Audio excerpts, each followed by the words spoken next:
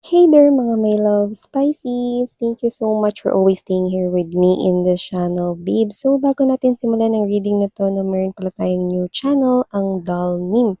Ang link niya ay nasa description box ko. Kung gusto nyo tumambay dyan mga babes, no, pwede rin, no?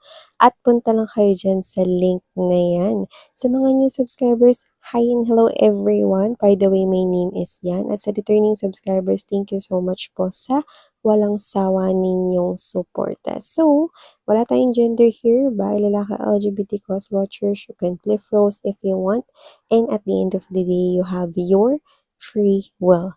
Just take only what resonates here with you guys for our content today. Okay? We're gonna take a look at, no, kung curious ba kayo, okay, no? Curious ba kayo sa kung paano kayo nabu-view or anong iniisip sa inyo, no, ngayon ng mga people around you. So, we're gonna take a look at what's inside their thoughts. Yan, alamin natin yan. Ano ba yung mga naiisip nila sa'yo, no? Or parang baka meron silang gustong sabihin, ganyan. So, this could be anyone. Pwedeng katrabaho mo, pwedeng yung special person mo, no? Pwede rin naman na yung family mo, no? So, let's see, no? So, let's go ahead and check this out. So, Spirits and Angel Guides, Archangel Michael, maraming salamat. This is for Pisces.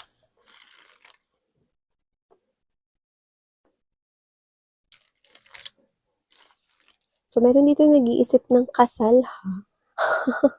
Kasal sa'yo, At yung iba, no, hati yung energy na kuha natin doon. So, pwedeng yung iba hindi pa nagko-confess ng emotions para sa'yo, pero nakakita na siya ng kasal sa'yo. Or pwedeng person mo na to na nag-iisip rito, no, ng kasal, like settling down here with you. See? Well, hindi naman yan may tatago dahil this person feels this connection that you are binded, no, para sa isa't isa.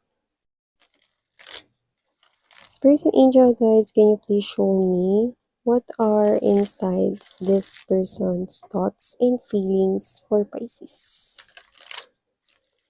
Just take how this resonates, no? Makakapture natin ng iba't ibang energies, no? Posible rin na energies ng mga boss mo.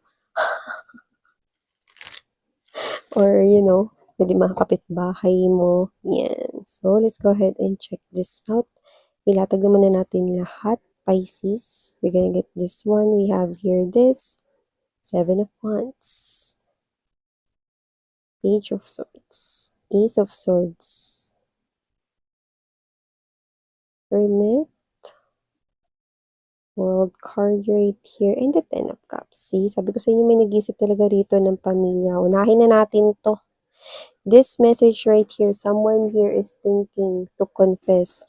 Adult communication ang tawag ko dyan. So, ibig sabihin, no, usapan niya na seryoso.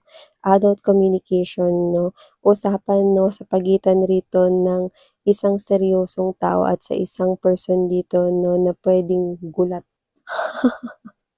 So, posibleng ikaw yun. So, nakikita ko rito na pwedeng iniisip niya because this is what is inside his or her thoughts, no?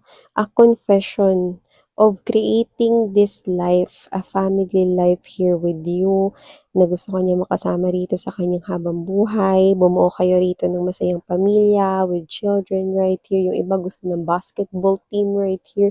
So, whatever the case may be, someone here wants to build a home with you. Gusto niya rito maging pamilya kayo, no? This is a confession. This could be a proposal here kung connecting na kayo sa kanya. At kung hindi pa siya nare-reveal dito, i-reveal niya na yan. Sabi ko sa inyo, no? And see, lovers. Yan. Diba? So, kung sino man yan, no, matindi ang paglabas niya rito, no, so ibig sabihin, no, nasa sakop ng person na to, no, ang almost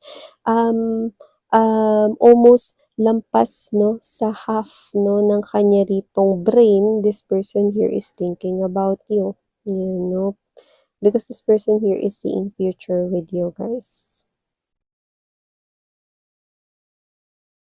Oh, so meron din tayong energy na nakikita dito. May ni-reject ba kayo nung nakaraan, Pisces, no? Kasi may nakikita ko ritong ano, ni-reject niyo siya kasi player siya or mukha siya ritong ano, nagbibigay rito ng energy sa inyo, hindi siya pagkakatiwalaan. So, kung sino man siya, Okay, nakikita ko rito na iniisip ka niya ngayon, 'no, at for some reason tatandaan ka niya at naalala ka niya. So, hindi ko alam kung tinamaan ba siya sa'yo rito pero nahu-hurt ang feelings niya sa rejection mo. So, meron ditong energy na posibleng ni-reject mo 'no at naiisip niya kayo ngayon, 'yan. And also, I'm seeing someone here 'no, na posibleng mag-offer sa inyo 'no ng trabaho, nakakita tayo ng gano'n. So, posibleng kakilala mo 'to 'no at parang iniisip niya kasi dito na na posibleng pag-isipan mo 'no or hindi mo tatanggihan 'yun kasi galing sa kanya. So, posibleng kaibigan mo or kilala mo 'no, kasi hindi niya naiisip na tatanggihan mo, eh. Ang iniisip niya pa nga dito 'no, pag-iisipan mo or tatanggapin mo, nandun lang sa dalawa na yun. So, dahil usaping pera 'to, baka may kinalaman sa business 'no, baka may gusto siya ritong i-offer sa'yo na business 'no, collaboration kayong dalawa or pagkakakitaan 'to, ano man 'to, okey, trabaho. Nakikita ko rito na yan yung gusto niya ritong sabihin sa'yo. Okay, ikaw yung target niya ritong kausapin 'no. Ikaw yung parang fit dito 'no sa i-o-offer niya na 'to. So, nakikita ko na posibleng malapit siya sa'yo kasi para isipin niya yung gano'ng bagay 'no na na either pag-iisipan mo 'no, pero malabong tanggihan mo. So yun, pag-iisipan mo or iga-grab mo agad, yun yung naiisip niya.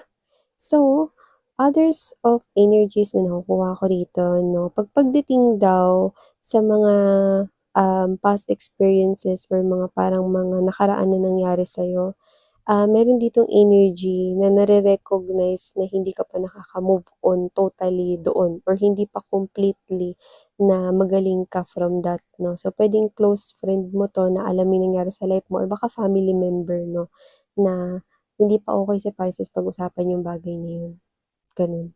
Parang meron dito na natatandaan mo Pisces 'no na na parang traumatic sa'yo yun. So, meron ditong tao na puwedeng alam yun or present na nung mga panahon na yun, nung nangyari yun sa'yo kaya alam niya yung nararamdaman mo. Alam niya na hindi ka pa totally okey doon. Kasi this person here is coming from the sensitive side. So, kung sino man siya, I think best friend mo or baka one of your family members who knows you very well. So, yun. And also, nakikita ko rito 'no, na meron dito na person na nag-iisip rito mga babes 'no, na magsimula rito ng panibagong hindi ko alam kung it appears here as somewhat business or work 'no. So, hindi ko alam kung may magsisimula ba rito ng pag-renew ng business or kontrata. So, nakikita ko rito na gagawin niya yun pero naiisip ka rin niya. So, iba 'to dun sa kaninang binanggit ko na may mag-o-offer dito ng trabaho sa'yo, iba 'to dun. So, posibleng meron ka ritong options pagdating sa pagkakaperahan or mga offers pagdating sa pagkakaperahan. Dito may nakikita ko dito na parang yung boss mo siguro willing na i-renew yung contract mo. So, whatever the case may be, just take how this resonates 'no, pero nakikita ko na kung sino man yun parang may authority siya, 'yan. May authority siyang gawin yun or yun yung parang mismong trabaho niya. So, whatever the case may be 'no, someone here, I think with authority or high honor 'no, ang nag-iisip dito 'no, na parang i-renew or buksan ang isang bagong opportunity 'no at parang ikaw ikaw pa rin yung nakikita niyang i-offer o-offeran nun, 'yan. Which is nice 'no, 'di ba from your readings before nakuha natin dito 'no na na meron ditong mga opportunities pagdating sa pagkakaperahan 'no and I'm seeing already two people here coming towards you so that's good, 'di ba? Kasi mas mag-i-improve dun yung hindi lang yung skills at hindi lang yung parang, attention mo into details, kundi yung money flow mo gaganda rin, Pisces, 'yan 'no. And I'm seeing someone here 'no, na parang, inoobserbahan ka niya. Gusto niya ritong malaman yung truth and I think this is a competitor. Kasi parang feeling niya nandadaya ka here. So, hindi ko alam kung may sinalihan ka bang contest or running ka ba for a nomination, baka sa promotion or kung ano man 'no. Feeling niya nandadaya ka. So, iba-iba yun. So, puwedeng iniisip niya ng mga babes 'no, na gumagawa ka rito ng parang extracurricular or extra mile 'no. Kasi alam mo kung ba't siya ganyan, pakiramdam kasi niya may energy siya rito na parang may inggit siya sa'yo. Nalalamangan mo siya, yun yung nakikita ko rito. Eh, malaki yung laban mo. So, puwedeng meron kayo ritong parehas na tina-target na plan, pero mukhang yung pabor ay nasa side mo. And this person here, nakakaisip siya rito ng mga negatibong mga parang mga bagay-bagay, 'no, like naiisip niya na nandadaya ka, 'no, or parang meron ka ritong hindi sinasabi, 'no, like meron siya ritong gustong halongkatin na truth daw, 'no. So, nakakaloka, 'no, kasi parang nakikita ko rito very pursuer naman kayo, 'no, persevere niyo naman dito, 'no, na gawin kung ano man yung makakapag-improve sa buhay ninyo. So, this, ah energy here 'no, I do feel a little pity sa kanya. Kasi alam mo yung parang pakiramdam niya agad palo na siya, eh. So dahil dun na-attract niya tuloy na talo siya. So whatever the case may be, instead of focusing sa kanyang strength at i-improve ang sarili niya 'no, na para mas matulungan yung sarili niya rito kasi nakikita ka niya as one of his or her big competitors, eh, di dapat mas ma-inspire siya, 'di ba, sa'yo, 'di ba, na mas magpursige pa lalo rito. Pero hindi, eh, hinahanapan ka rito ng mali. Yun daw yung gusto niyang malaman. Eh, but I think it's nonsense here because I do see you Pisces 'no, na masipag kayo pagdating sa work 'no or pagkakaperahan. Focus at focus talaga kayo diyan and you're appearing as here as the lantern, eh, the lantern of the hermit, eh, 'no. Ibig sabihin 'no, yung wish ninyo at goals ninyo 'no, ready kayo yang makamit 'no at ma-achieve 'no. Dahil yun sa inyong sariling kakayahan at hindi para mandaya rito 'no, kasi the hermit is carrying the lamp of light. So, ibig sabihin 'no, walang halong pandaraya 'no, puro rito na effort at talagang pagiging masipag 'no, at tiyaga 'no, at yung pangarap lang na makamit yun, yun na yun, 'di ba? So, yun yung parang pinagkaiba mo with this other person here. Kasi kulang siya sa tiwala sa sarili niya, pero ikaw, buo yung tiwala mo sa sarili mo. And also Pisces, I'm seeing right here 'no, na nakikita ko na meron ditong posibleng mag-aya sa'yo, okey?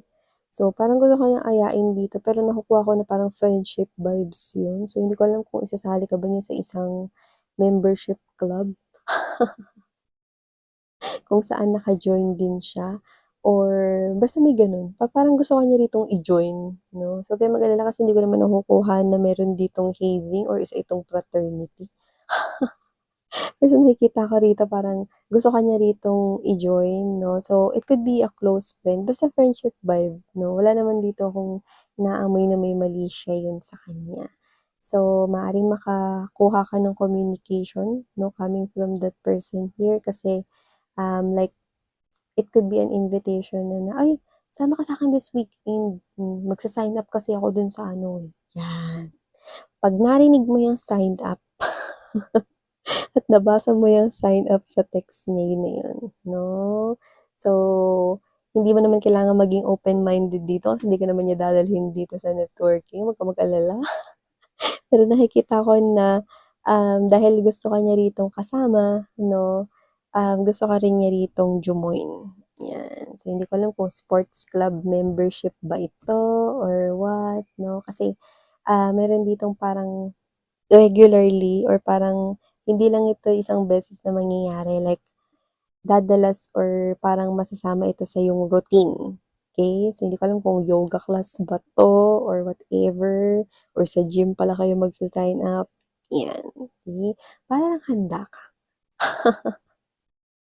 Kasi yung iba kasi dito nabu-view kayo ng nasa paligid ninyo 'no, yung iba sinasabi introvert kayo, pero yung iba 'no, hindi naman sinasabing introvert kilala nakakilala sa inyo 'no.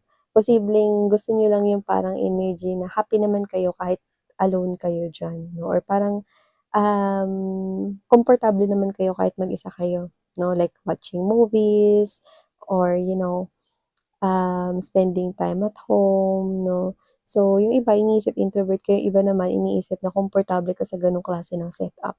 So, pwedeng homebody rin yung iniisip nila sa inyo. So, yeah. Okay? These are all the messages na nakikita ko rito sa kanilang thoughts, no? So, yan na nakuha natin here for you guys. So, maraming thank you. And, sarang hail of light. Annyeong.